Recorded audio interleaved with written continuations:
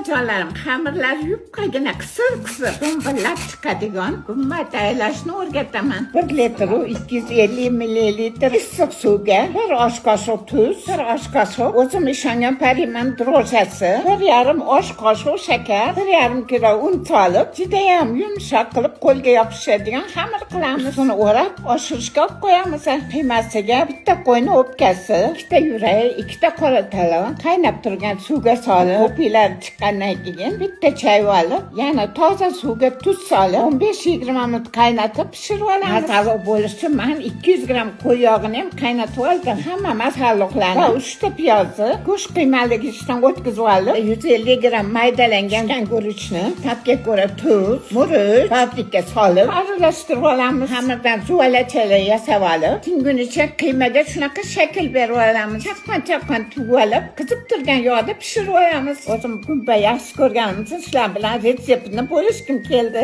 Mehnatimga bitta yurakcha va shirin so'zlaringlarni kutib qolaman, bolajonlarim. Hay, mana hidlarini. Bismillah. Ustilari qizil tog', ichlari yumshoqqina, juda mazali.